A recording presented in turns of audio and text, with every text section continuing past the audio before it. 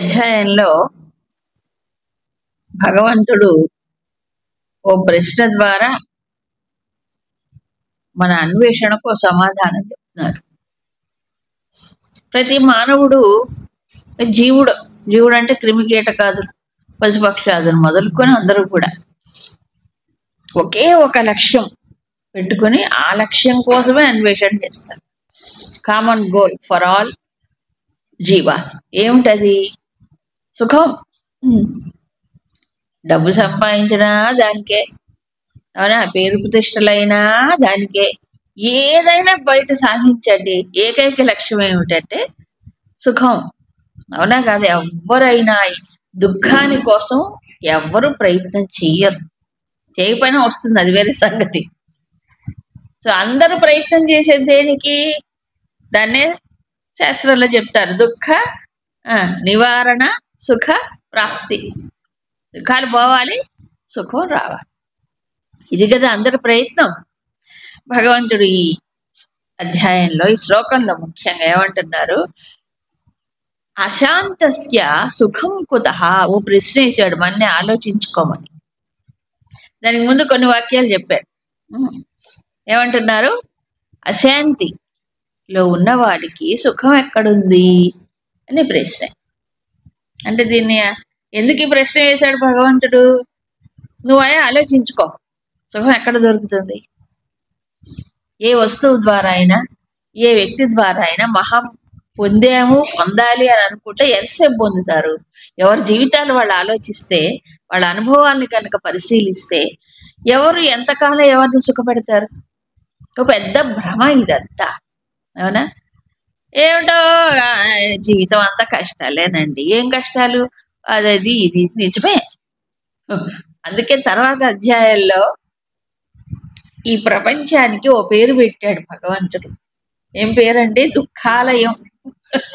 తర్వాత వస్తుంది. సో మనందరం ఎక్కడికి వచ్చి పడ్డాం? దుఃఖాలయానికి వచ్చి పడి సుఖం వెతుక్కుంటుంటే అంతకంటే తెలివి తక్కువ ఉంటుందే? హాస్పిటల్కి వెళ్ళి ఏంటంటే అందరు రోగులే ఉన్నారేంటి, అందరూ మూలుగుతున్నారేంటి ఇక్కడ అని అంటే, మరి హాస్పిటల్లో ఎవరు ఉంటారేమిటి? ఆరోగ్యంగా ఉన్నవాళ్ళు హాస్పిటల్కి ఎందుకు వెళ్తారు? అవునా కాదా? ఇప్పుడు మనందరం భవరోగులమే, అవునా? పుట్టికే ఏడుపు, ఈ పోయేటప్పుడు ఏడుపే, ఇక మధ్యలో ఉండదు మాత్రం ఏంటి? అవునా కాదా? ఓ అందుకే మీ వేదాంతుల దగ్గరికి రావు. ఎందుకు? మీరు ఎప్పుడు ఇదే చెప్తారు. ఆకాశ సుఖం ఏదో కాసేపు అయినా మేము అనుభవిద్దామంటే అది కూడా అనుభవించనివ్వరు మీరు, అవునా అని అనుకుంటారు చాలా మంది. శాస్త్రము ఉన్న సత్యం ఉన్నట్టుగా చెప్పాలి కదా. మనల్ని ఆలోచింప చేయటమే శాస్త్రం యొక్క లక్ష్యం. రాంగ్ రూట్ లో ఆలోచిస్తున్నాడు మనిషి, దాన్ని సరి అయినటువంటి మార్గాన్ని సూచించాలి. అదే కదా మరి జగద్గురు అయిన శ్రీకృష్ణుడు మరి బోధిస్తున్నటువంటి అంశం. ఇంతకీ సుఖం ఎక్కడుంది అంటే దానికి ఒక ప్రశ్న వేసిన అడ్రస్ ఆయనే చెప్తున్నాడు. చెప్పకనే చెప్పటం అంటే ఇది.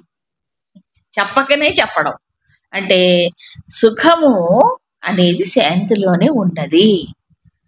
శాంతి లేని వాడికి సుఖం ఎక్కడిది అంటే దాని అర్థం ఏంటి?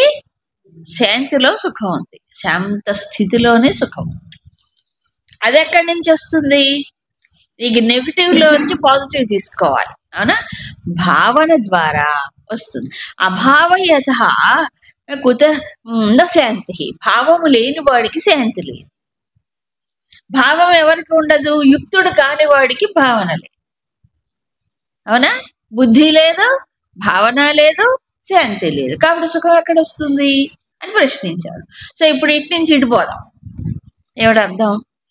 యుక్తుడు అయిన వాడికి బుద్ధి ఏమవుతుంది? నిలకడగా ఉంటుంది.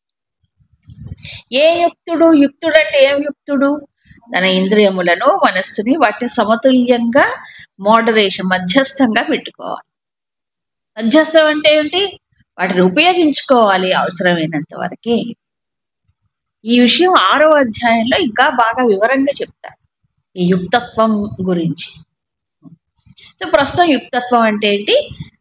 తన తన పరికరాలు ఇంద్రియ మనోబుద్ధులు మొదలైన వాటిని ఎప్పటికప్పుడు ఏం చేయాలి, బ్యాలెన్స్గా సమతుల్యంగా పెట్టుకోవాలి అవసరమైనంత వరకే. అప్పుడే ఏమవుతుంది, బుద్ధి అనేది నిలుస్తుంది. ఎక్కడ నిలుస్తుంది అనే దానికి మళ్ళీ బయట విషయంగా చూపించట్లేదు. ఇదంతా యోగము కదా. యోగం అంటే కలయిక. బుద్ధి యోగంలో చెప్పింది అదే. దానికి ముందు సాంఖ్యం చెప్పాడు, అంటే ఆత్మతత్వాన్ని గురించి చెప్పాడు. ఎందుకు చెప్పాడు భగవంతుడు? ఈ బుద్ధి యోగం వల్లనే ఆ తత్వాన్ని లో దృష్టి కలుగుతుంది, నిలుస్తాడు కాబట్టి చెప్పాడు. ఏ తత్వము అంటే ఆత్మస్వరూపమే. ఆత్మస్వరూప విషయ బుద్ధి ఇక్కడ చెప్పింది, అంతేగాని విషయాభిముఖమైన బుద్ధి గురించి చెప్పాలి. అది ఎప్పుడు విషయాభిముఖమే అవుతుంది. అవునా? అయితే ఒకటి, కర్మక్షేత్రములో పనిచేసే వాడికైనా ఈ బుద్ధి కనీసం తాను చేసే పని మీదైన లగ్నం కావాలి కదా. అవునా కదా? ఆ యుక్తత్వం లేకపోతే, కంట్రోల్ లేకపోతే ఆ పని మీద కూడా లగ్నం కాదు. ఇక్కడ ఆ విషయం చెప్పట్లేదు, ఇక్కడ ఆ విషయం చెప్పట్లేదు. మరేమిటి అసలైనటువంటి సుఖ స్వరూపం ఏమిటి, సుఖం ఎక్కడా అనే విషయంలో అనలైజ్ చేస్తూ ఆత్మస్వరూపం విషయ బుద్ధి ఎప్పుడైతే కలుగుతుందో, దేనివల్ల అన్నిటినీ నిగ్రహించటం వల్ల, అప్పుడు భావన కుదురుతుంది. ఏం భావన? ఆత్మ విషయం ఎందు భావన. భావన అంటే ఏంటి? అక్కడ మనస్సు బుద్ధి రెండు ఏకమై హృదయంలో నుంచి కలిగేది భావన. అంటే బుద్ధితో ఆలోచించటము కాదు, మనస్సుతో కేవలం ఫీల్ అవ్వడం కాదు. ఏంటి ఫీల్ అవ్వడం అంటే? నేను ఆత్మస్వరూపం. ఇది ఊరికి మైండ్లో ఒక ఇది శాస్త్రం వల్లనే వస్తుంది. అది కూడా ఇక బుద్ధి ఆలోచిస్తుంది, ఆత్మ అంటే ఏమిటి? అవ్యయం, అవినాశి. ఇది బుద్ధిలో వచ్చేటువంటి శాస్త్రం ద్వారా మనం తెలుసుకుంటాం. మరి భావన అంటే ఏమిటి? ఈ రెండు ఏకమైనప్పుడు కలిగేది. దాని గురుదేవులు చెప్తారు, భావన అంటే మనస్సు బుద్ధి రెండు ఏకమై, అంటే ఏంటి? మనసు ఒక చోటికి బుద్ధి ఒక చోటికి లాగబడకుండా ఒకే విషయం యందు లగ్నము చేసినప్పుడు, ఈ ఆత్మ విషయం అందే లగ్నము చేసినప్పుడు, ఇది విషయం అనకూడదు, తత్వం యందు ఏకాగ్రం చేసినప్పుడు ఏమవుతుంది? భావన చేస్తాడు. ఏం భావన? ఏం భావన అంటే విషయం గురించినటువంటిది కాదు. అప్పుడు తన స్వరూపమును గురించి తాను దానితో తాదాత్మ్యం చెందుతాడు. ఈ తాదాత్మ్యం చెందాలి అంటే అది హృదయంలోంచే చెందుతాడు. మామూలుగా చూడండి, విషయాలతో మనిషి తాదాత్మ్యం చెందుతున్నాడా లేడా? చెందుతాడు. ఎప్పుడు ఏ విషయం? ఎవరికి ఇష్టమైన విషయం వాళ్ళు. అవునా? ఇప్పుడు ఓ పిల్లవాడు, కొడుకో కూతురో మనవడో మనవరాలో ఉంది. వాళ్ళకి ఏమైనా కష్టం వచ్చింది అనుకోండి, ఇలా జబ్బు చేసింది అనుకోండి, అయినప్పుడు ఆ తల్లిలో తండ్రో వాడికి వచ్చిన కష్టాన్ని ఎలా స్వీకరిస్తారు వాళ్ళు? నాకే వచ్చినట్టుగా. అవునా కాదా? ఇది తాదాత్మ్యం కాదా? ఇది ఎక్కడి నుంచి వస్తుంది? ఈ తాదాత్మ్యం హృదయంలోంచి వస్తుంది. అవునా? ఇలా అనేక రకాల తాదాత్మ్యాలు ఉంటాయి. బిడ్డతో కాకపోతే కుక్కతో. అవును, అవి కూడా చూస్తున్నాం ప్రపంచంలో. ఎవరో ఉండరు వాళ్ళకి పాపం, ఏ రిలేషన్స్ ఉండవు, ఏదో ఒక దత్త పెంచుకుంటారు మమకారం. ఏదో ఒకటి చాలు. ఓ కుక్కో, ఓ పిల్లో, ఇంకేదో ఇంకో చెట్టో, ఏదో ఒక దాంతో పెంచేసుకుంటారు. అవునా? అది కాబట్టి ఏదో దానికి ఏదో అయిపోయినాకే ఏం కాదు, వాడి బతుకే బతుకు, మనం ఉన్నా లేకపోయినా వాడి బతుకే బతుకుతూనే ఉంటాయి. కానీ అలాగా కొన్ని విషయాలతో తాదాత్మ్యం చెందుతాడు. ఏంటి? ఏమైనా కావచ్చు. ఓ సంగీతం ఇష్టం అనుకోండి, ఎవరికైనా బ్రహ్మాండంగా పాడుతున్నారు అనుకోండి, దాంతో తాదాత్మ్యం చెందుతాడు కదా. ఎంత హాయిగా ఉంది. ఏమైంది ఆ సమయంలో? నన్ను నేను మర్చిపోయానా కాదా? నన్ను నేను, నా మనసు, నా బుద్ధి అన్ని మర్చిపోయి నేను ఆ సమయంలో అదే నేనైపోయా. అవునా? దీన్ని ఏమంటాం మనం? లీనం, తల్లీనం. ఇంకో మాట ఏదో తెలుగులో అంటారు తాదాత్మ్యం కాకుండా, తన్మయం. మన తన్మయం అయిపోయాం అంటారు అన్న. తన్మయం వస్తొచ్చి, తన్మయం అంటే ఏంటి? అదే నేనైపోవడం. ఆ సమయంలో తన దాన్ని మర్చిపోతాడు. అవునా?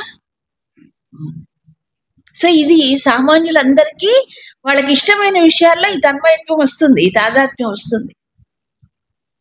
ఇదే శక్తి, ఇదే దాన్ని ఆత్మ వైపు మళ్ళిస్తే వాడు ఏమవుతాడు? ఉత్తమోత్తమైన స్థితికి వెళ్ళిపోతాడు. అందరికీ ఉంది. అవునా? అది కాబట్టి భావన అంటే, ఇప్పుడు నేను సచ్చిదానంద స్వరూపమును అని బుద్ధి శాస్త్రం ద్వారా తెలుసుకుంటుంది. అది సరిపోదు. ఈ బుద్ధి కొట్టుకుపోతుంది. దేనికి? ప్రజ్ఞ పోతుంది. మనస్సు బుద్ధిని లాగేస్తే అది నిలవదు. కాబట్టి మనస్సు బుద్ధిలో నుంచి హృదయంలోకి వెళ్ళటమే సాధన. హృదయం అంటే డాక్టర్లు చూసే గుండె కాదండి. డాక్టర్లు చూసే గుండె కాదు, ఇది ఆధ్యాత్మిక హృదయం. ఎప్పుడు వస్తుంది? ఇంటిగ్రేషన్ వల్ల వస్తుంది. అందుకే యుక్తత్వం యుక్తత్వం 10 సార్లు చెప్పాడు. అంటే ఏంటి? మనస్సు బుద్ధి ఇంద్రియములన్నీ కూడా ఎప్పుడు వశములో ఉంటే ఆ వశమైనటువంటివే ఇటువైపు తిరుగుతాయి. నిజమే కదా? వశము కానప్పుడు ఎక్కడికి వెళ్తాయి? అవి బయటికి వెళ్తాయి. బయటికి వెళ్తే దృష్టి ఏమవుతుంది? బయటికి వెళ్ళిపోతుంది. కాబట్టి ప్రపంచంలో ఏదైనా సాధించాలనుకున్నా ఇది ఉండాలి, తన వశంలో పెట్టుకోవాలి. ఏమిటి? మనసుని బుద్ధిని ఇంద్రియం. అలాగే అధ్యాత్మ విషయంలో పురోగమనం సాధించాలన్నా ఇంకా ఎక్కువ కావాలి, 100% కావాలి. అది లేకపోతే అసలు సాధ్యం కాదు. అందుకు ఈ భావన అనేది హృదయంలో చేస్తాడు, తాదాత్మ్యం చెందుతాడు. ఆలోచించటం కాదు, తాదాత్మ్యం. తాదాత్మ్యం చెందడం అంటే ప్రయత్నం చేస్తే వస్తుంది. ఎలాగైతే ఒక వస్తువుతో ఐడెంటిఫై తను దాన్ని మర్చిపోయాడో, తను తానంటే తన ఉనికిని ఈ జీవుడుగా మర్చిపోయాడో, అలాగే ఇది 6వ అధ్యాయం వస్తే చెప్పుకుందాం. ప్రస్తుతం ఇంతవరకు చాలు. అప్పుడు ఆ భావన కుదిరినప్పుడు ఏమవుతుంది? మనిషికి తాను సచ్చిదానందం అయినప్పుడు అలజడి ఏముంది? జీవుడికి అలజడి, జీవుడికి ఆరాటం, జీవుడికి ఆందోళన. ఎందుకు? ఈ మనస్సు స్థాయిలోనే ఉంటాడు కాబట్టి. మహా అయితే బుద్ధి స్థాయిలో ఉన్నప్పుడు కాస్త ఆలోచించి అక్కడ కూడా డిస్టర్బ్ అయిపోతుంది బుద్ధి కూడా కదా. కాబట్టి తాను అదే అనేటువంటి తాదాత్మ్యం ఆత్మతో కలిగినప్పుడు, ఆ సాధనలో ఉన్నప్పుడు శాంతిని అనుభవిస్తాం. ఆత్మజ్ఞాన అభినివేశం అంటారు శంకరాచార్య ఈ భావన అన్నదానికి. అప్పుడు సుఖం, నిజమైన సుఖం ఎక్కడి నుంచి లభిస్తుంది? తనలోనే తాను పొందుతాడు. అదే మనకి ప్రజ్ఞ లక్షణాలు మొదటి శ్లోకంలో ఆత్మన్యేవ ఆత్మనా తుష్ట అన్నాడు. అవునా? దానికి ముందే ప్రజహాతి యదా కామ అని చెప్పాడు. హృదయంలో మనస్సులో ఉన్న సర్వకామలను త్యజించిన వాడై తనలోనే తాను తుష్టిని పొందుతాడు. ఇది కదా స్వతంత్రత అంటే. ఇది కదా స్వతంత్రత. ఏ విషయం పైన, ఏ వ్యక్తి పైన, ఏ పరిస్థితి పైన ఆధారపడకుండా తనలో తాను సుఖం పొందితే ఇది కదా స్వతంత్రత. ఇది మానవుడి యొక్క జన్మ హక్కు. నువ్వు పొందవచ్చు, నీది అదే పొందాలి, అదే నీ యొక్క స్వరూపం అని శాస్త్రం చెప్తోంది. అది తెలియక, ఆ విషయంలో జ్ఞానము లేక, ఆ కన్విక్షన్ లేక, నిర్ధారణ లేకపోవటం చేత మళ్ళీ వెళ్ళిపోతుంది. అందుకే వెంటనే భగవంతుడు ఏం చెప్పాడంటే, యన్ మనః ఇంద్రియాణం అనువిధీయతే చరతే. అంటే ఏ మనస్సు అయితే ఇంద్రియములకు అనుగుణంగా ఇంద్రియాల వెంట పోతూ దాని వెంటే చలిస్తూ ఉంటుందో అప్పుడేమవుతుంది? అస్య ప్రజ్ఞాం హరతి. ఆ ప్రజ్ఞ ఏమైపోతుంది? పూర్తిగా నాశనం అయిపోతుంది. నిజమే. ఇప్పుడు ఒక కారు ఉంది, ఇంజన్ ఉంది, చక్రాలు ఉన్నాయి, బ్రేకులు ఉన్నాయి, గేర్లు ఉన్నాయి, డ్రైవర్ ఉన్నాడు, కూర్చున్నాడు, కారు నడపాలి. ఈ స్టీరింగు ఎలా కదలాలి? ఈయన ఎటు తిప్పితే అటు కదలాలా? ఈ స్టీరింగ్ కదలికను బట్టి ఏమవుతాయి, ఆ చక్రాలు కూడా కదులుతాయి. 4 చక్రాలు చక్కగా ఒకే డైరెక్షన్లో పోవాలి, అవునా కదా? ఇప్పుడు 4 చక్రాలు 4 డైరెక్షన్లో పోతే ఎలా ఉంటుంది ప్రయాణం? ఎటుపోతాడు? కైలాసం వైకుంఠం పోతాడు, అవునా కదా? ఈ స్టీరింగ్ ని బట్టి చక్రాలు కదలాలి, అవునా కదా? దీనికి లింక్ ఉంటుంది, అవునా? ఆ బ్రేక్ కూడా అంటే అప్లై చేస్తేనే పడాలి. మనం వేయకుండానే బ్రేక్ పడిపోతే, మనం మార్చకుండానే గేర్లు దానంతరం మారిపోతే దాన్ని తీసుకెళ్ళి అక్కడ గార్బేజ్లో పడేయచ్చు, అవునా? మన పరిస్థితి అదే. జీవుడి పరిస్థితి ఏమిటి? బ్రేకులు ఉండవు. బ్రేకులు ఒకవేళ అప్లై చేసినా అది బ్రేక్ పడదు, అవునా? రిపేర్, బండి రిపేర్ కదా. మనకు ఇంద్రియములు ఉన్నాయి, అవేం చేస్తాయి? అన్ని పక్కల లాగుతుంటాయి కదా. అప్పుడు మనసు ఏమైపోతుంది? ఇప్పుడు అదే చెప్పింది, 5 ఇంద్రియములు, 5 జ్ఞానేంద్రియాలు, అవునా? ఈ ఇంద్రియాలు లాగుతున్నాయి, 5 పక్కల లాగుతాయి. మనసు దాన్ని అనుసరించిపోతే ఎటుపోతాడండి? ఎప్పుడు అన్ని పక్కల వెళ్ళిపోవడమే లెక్క, అవునా? ఇంకెప్పుడు మరి దానికి ఒక ఛానల్లోకి వచ్చేది ఎప్పుడు? అదే చెప్తున్నాడు. ఈ బుద్ధి ఉండదే ఉండదు. నిత్య నిరంతరము ఇంద్రియ విషయాల్లోకి మనసు వెళ్ళిపోతూ ఉంటే చేసేదేముంది? వాడు ప్రపంచంలో కూడా ఏది సాధించలేడు. ఆత్మ సంగతి దేవుడేరు, ఏం సాధించలేడు.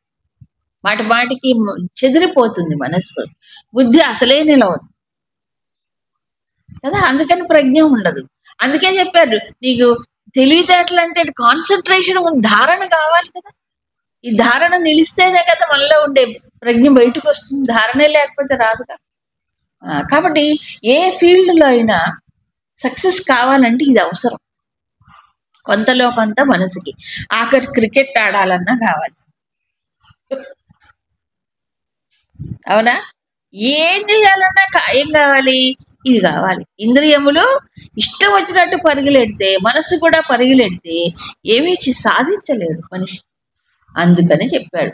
అందుకే ఒక మంచి ఎగ్జాంపుల్ ఇచ్చాడు. నీటిలో ఉండే నావ, నీరు చలిస్తూ ఉంటుంది కదా, నది కానీ సముద్రం కానీ ఎప్పుడు చలిస్తూ ఉంటుంది. లేకపోతే నావ నడవదు కదా, నీరు చలించకపోతే. భూమి మీద నావ కదులుతుందా? నీరు చలిస్తూ ఉంటుంది కాబట్టి దాని మీద పడవ పెట్టి ఏం చేస్తాడు? ఇదేమంటారు, ఇది తెడ్డు పెట్టి కదిలిస్తుంటాడు, లేకపోతే ఇంజన్ పెట్టి కదిలిస్తాడు. కదిలే నీటి పైన నావ నడుస్తుంది. చెరువులో ఎవరు నావ నడపరు, నదిలోనో సముద్రంలోనో నావ నడుపుతారు, అవునా కదా మరి? సో నీరు కదులుతుంది, నీటితో పాటు నావ కదులుతుంది. ఇట్స్ ఓకే, దానికి ఒక డైరెక్షన్ ఇచ్చి తీసుకెళ్ళొచ్చు. గాలి అనుకూలంగా వీస్తేనే ఇది సరిగ్గా పోతుంది, అవునా? ఒకవేళ గాలి కనుక తీవ్రమైన ప్రభంజనంగా మారితే ఆ నావ ఎటుపోతుంది, అవునా? ఎడిపోతుంది. అది కొట్టుకొని అక్కడో చోట తీరానికి కొట్టుకొని విరిగిపోతుంది. అందుకని ఏమిటో తెరచాప కదా, తెరచాప కడతారు, తెడ్డు వేస్తారు, చాలా ఇది తీసుకుంటారు. ఎంతైనా కూడా తీవ్రమైన ప్రభంజనాన్ని తట్టుకోలేదు నావ. అలాగే ఇంద్రియములు ఈ ప్రభంజనాన్ని సృష్టిస్తాయి. ప్రభంజనం అంటే తీవ్రమైన గాలులు వచ్చేస్తాయి. ఇంద్రియాలు విషయాలు వచ్చి గాలిలాగా పడుతూ ఉంటే, ఇంద్రియాలు పోతూ ఉంటే, వాటి వెనక మనస్సు దాన్ని అనుసరిస్తుంటే ఎక్కడికి పోతాడు ఈ జీవుడు? ఈ విషయాన్ని శంకరాచార్యులు వివేక చూడామణిలో ఓ చక్కని ఉదాహరణగా చెప్తారు. ఈ ప్రపంచంలో 5 జీవుళ్ళు, కురంగ, మాతంగ, పతంగ, మీన, భృంగ, 5 రకాల జీవుళ్ళు ఒక్కొక్క ఇంద్రియ విషయానికి లోనై సర్వనాశనం అయిపోయి జీవితాలే కోల్పోతాయి. ఏనుగు స్పర్శ సుఖానికి లోనై అది బంధింపబడుతుంది. తుమ్మెద ఏమవుతుంది? భృంగం, ఆ పద్మములో ఉండే ఏమిటంటారు వాసన కదా, దానికి ఇదైపోయి మకరందం ఆస్వాదించాలపై అది ముడుచుకుంటుంది, పద్మము చచ్చిపోతుంది, అవునా? మీనం అంటే చేప ఏమవుతుంది? చేపకేం కావాలి? ఎర పెడతాడు. ఎరబెట్టి గాలి వేస్తాడు. ఏమవుతుంది అది? ఆ నాలుక ఎర కావాలని పోతుంది, ఎరైపోతుంది, చివరికి వల్లో చిక్కుకుపోతుంది. అవునా? జింక పిల్ల, జింక దానికి శబ్దం అంటే చాలా ఇష్టం అట. అందుకని జింకలను పట్టేవాడు ఒక మంచి సంగీత వాయిద్యాన్ని ఏదో వాయిస్తాడు ఎక్కడో. ఆ వాయిస్తే దానికి పరిగెత్తుకుంటూ వెళ్ళిపోయి వాళ్ళలో చిక్కుంటుందట. అవునా? సో కురంగ, మాతంగ, పతంగ, మిణుగురు పురుగు అదేం చేస్తుంది? మంచి మంట కానీ వెలుగు కానీ వచ్చింది అనుకోండి, వెళ్ళిపోయి మంటలో దూకేస్తుంది. అది ఆకర్షణ, ఆ వెలుగుకి, ఆ రూపానికి ఆకర్షణ. శబ్ద, స్పర్శ, రూప, రస, గంధాలు 5 ఉన్నాయి. ఒక్కొక్క జీవి ఒక్కొక్క దానికి ఆకర్షించబడి ప్రాణాలే కోల్పోతున్నాయే, ఈ మానవుడి పరిస్థితి ఏమిటా అని అంటారు శంకర్. మానవుడికి 5 ఏం కావాలి? స్పర్శ, శబ్ద, స్పర్శ, ఇవి. ఈ 5 వెంట పడతాడు, 5 వెంట పడతాడు. అవునా? వినటానికి మంచి ఇది కావాలి, చూడడానికి దృశ్యాలు కావాలి, అందమైన దృశ్యాలు కదా, అన్నిటి వెంట పడతాడు. ఇది సహజంగా కాదు, దాన్ని ఆకర్షింపబడిపోతున్నాడు ప్రతిసారి. ఇంద్రియ విషయాలకి లోనవుతున్నాడు. ఈ ఇంద్రియ విషయాల ఎడల ఆకర్షణ ఏదైతే ఉందో అది మాటికి వెళ్ళి పడుతుంటే మనసు కూడా అటైపోతుంది. అందుకు అన్ని పక్కల నుంచి ఇంద్రియాలు తస్మాత్ నిగ్రహీతాని సర్వశః ఇంద్రియార్థేభ్య ఇంద్రియాణి. కాబట్టి ఇంద్రియ విషయాల నుంచి ఇంద్రియములను ఎప్పుడు అన్ని పక్కల నుంచి మనకి తీసుకొస్తాం. ఎప్పుడండి? కాసేపు చేస్తే చాలా, కాసేపు చేసి కాసేపు వదిలేస్తే మళ్ళీ వెళ్ళిపోతాం. మరి ఏం చేయాలండి? ఏం చేయాలేంటి? దాన్ని వాడుకో. అవసరం వచ్చినప్పుడు తాళం చేది వెళ్ళిపోతుంది, మళ్ళీ వస్తుంది. మళ్ళీ అవసరం లేనప్పుడు తాళం వేసుకో. మనమైనా కిటికీలు, తలుపులు ఎప్పుడు తెరిచిపెట్టుకుంటే కుక్కలు, పిల్లలు, కోతులు లోపలికి వస్తాయి. ఎప్పుడు మూసేసుకుంటే మనం గదిలేదు ఎలాగో. అందుకని చెప్పి తలిపేయండి బాబు, తలిపేయండి నా పని ఇది చెప్పటమే. ఎంత చెప్పినా అందరూ వదిలేసి వస్తారు, తలుపులు వేసి అలవాటే ఉండదు. ఈ ఇంట్లో అట్లే ఉంటారండి? నాకు అర్థం కాదు. ఇంట్లో అట్లే ఉంటారా? తలుపు వెంటనే వేసుకోరా? తలుపులు తెరిచి పెట్టుకుంటారా? అదొక అలవాటు చేసుకోవాలి. అవునా? ఎక్కడైనా అలాగే ఉంటారు. వెంటనే వెయ్యాలి. మనకు తెలుసు అక్కడ ఏవో అనవసరమైన లోపలికి వస్తాయని తెలిసినప్పుడు ఏం చేయాలి? తలుపు వేసి. ఇక్కడ కూడా అదే అభ్యాసం. మీరు బయట అలవాటు చేసుకుంటే లోపల కూడా అలవాటు అవుతుంది. అలర్ట్నెస్ కావాలి. తెలుసు కదా అనవసరమైన లోపలికి వస్తాయని, వెంటనే వేసుకోవాలి. ఈ ఇంద్రియాల విషయాలు కూడా అంతే. వెంటనే క్లోజ్. ఎప్పుడు నీకు అవసరం ఉన్నంత వీళ్ళు తెరుచుకో, మళ్ళీ మూసేసుకో, మళ్ళీ తెరుచుకో, మళ్ళీ ఉండద్దా? ఉండాలి. కాబట్టి ఇది యుక్తం. తస్మాత్ నిగృహీత అని సర్వశ. అప్పుడేమవుతుంది? ఈ ప్రజ్ఞ, ఈ ఆలోచన, ఈ వివేక బుద్ధి నిలుస్తుంది. దీన్ని సంయమనం. ఇది ఎప్పుడూ సహజంగా జరగాలి. దాన్నే సంయమనం అన్నారు. కూర్మ ఉదాహరణ చెప్పినప్పుడు సహజంగా అప్రయత్నంగా జరిగిపోవాలి అంతే. అంతవరకు అభ్యాసం చెయ్యాలి. అభ్యాసమే చేయకపోతే ఎప్పుడు మూసుకుంటాడు, ఎప్పుడు తెరుచుకుంటాడు? అభ్యాసం కావాలి. సో బాహ్యంగా చేసే ప్రతి పని అలర్ట్ గా మనం చేస్తే అది మన లోపల ఎదుగుదలకు సహాయపడుతుంది. బాహ్య విషయంలో మనం నిర్లక్ష్యం చేసామో అది లోపల కూడా నిర్లక్ష్యం అయిపోతుంది. మనసు ఎటుపోతే అది పోనీలే అనుకుంటాడు, వదిలేస్తాడు. అది ఇకపోతే ఈ సంయమవంతుడు అంటే ఇంద్రియాలను ఎప్పుడూ తన వశంలో పెట్టుకుని వాటిని సక్రమంగా వాడుకునేవాడు. ఆ సంయమవంతుడు ఏమవుతున్నాడు? అతని యొక్క దృష్టే మారిపోతుంది. సామాన్య మానవుడు చూసినట్టుగా ఈ ప్రపంచాన్ని చూడడు. దానికి పూర్తిగా ఏమవుతుంది? ఈ మానవుడి దృష్టికి అందనటువంటిది ఆయన చూస్తాడు. ఆయన చూసేది ఈ సామాన్య మానవుడు చూడలేడు. అదే దిశ అన్నాడు. అంటే రాత్రి పగలు అని చెప్తాడు. రాత్రిపూట నిద్రపోతాం, పగలు మెలకువగా ఉంటాం కదా. పగలు రాత్రి కింద చెప్పారు. సో రాత్రి ఏమవుతుంది అందరికీ చెప్పండి? రాత్రి రాగానే ఏమవుతుంది? తమస్సు ఆవహిస్తుంది. అవునా? తమస్సు. ఈ తమస్సు ఆవహించినప్పుడు నిద్రపోతారు. ఆ నిద్రలోకి వెళ్ళిపోయి సుషుప్తిలోకి వెళ్ళినప్పుడు ఏమీ తెలియదు.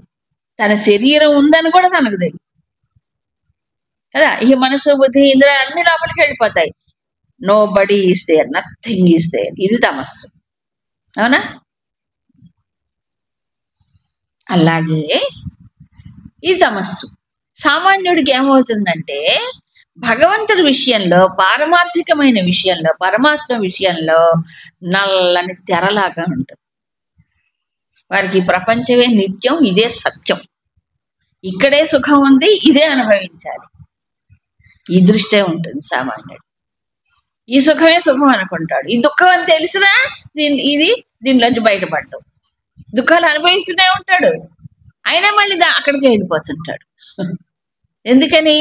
దీనికంటే అసలైన సుఖం అక్కడ ఉంది, అసలైన సుఖానికి అడ్రస్ ఇది అని విషయాన్ని అసలు తెలుసుకోరు. తెలుసుకున్న దాన్ని ఆకలింపు చేసుకోరు, జీర్ణం చేసుకోరు, ఆచరించాం. ఇది రాత్రేగా మరి. తమస్సు, గాఢమైన తమస్సు అలౌ చేయదు.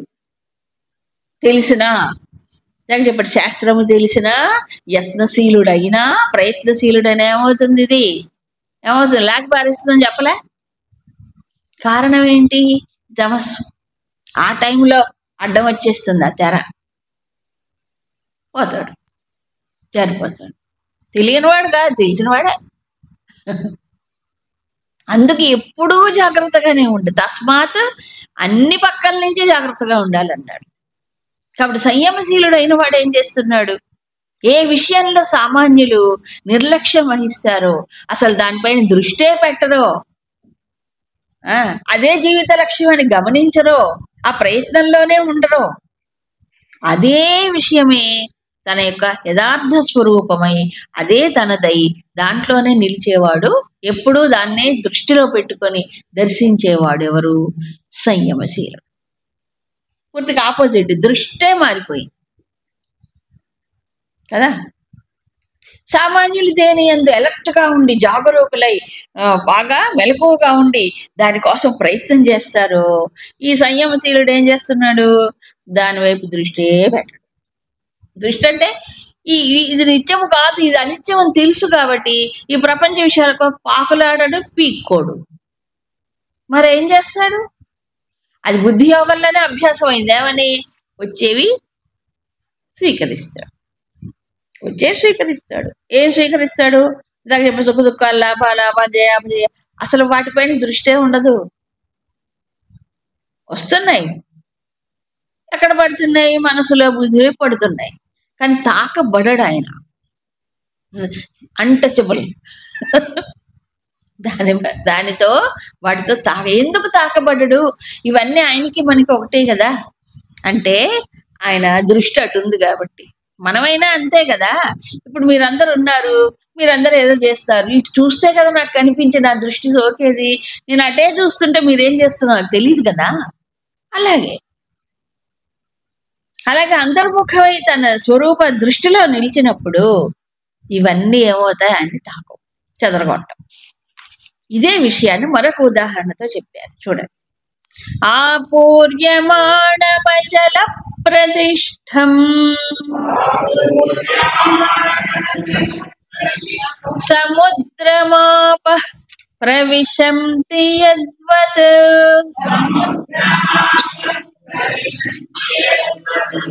తద్వత్ కామాయం ప్రవిశంతి సర్వే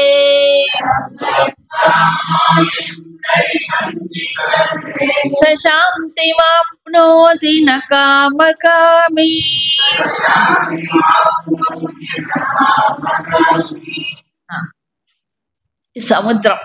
సముద్రం ఉదాహరణ తీసుకొని అదే విషయాన్ని చెప్తున్నారు.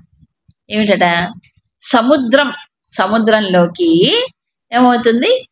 సముద్రం స్వరూపం ఏమిటి? ఆపూర్యమాణం అచల ప్రతిష్టం. సముద్రాన్ని వర్ణిస్తారు. సముద్రం ఎప్పుడు ఎలాగుంటుంది? నిండుగా ఉంటుంది. నదిలాగా ఎండిపోదు, చెరువులాగా ఎండిపోదు. ఒక కొలనైనా, ఓ చెరువైనా, ఒక నది అయినా ఏమవుతుంది? గ్రీష్మ ఋతువు వచ్చేటప్పటికి, ఎండాకాలంలో ఎండిపోతుంది, నీరు ఆవిరైపోతుంది, కొంచెమే ఉంటాయి. మీరు ఎప్పుడైనా చరిత్రలో విన్నారా ఏమండి సముద్రం ఎండిపోయిందండి, హిందూ మహాసముద్రం?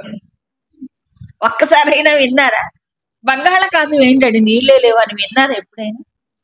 వినలే. సముద్రం యొక్క స్వరూపమే అది.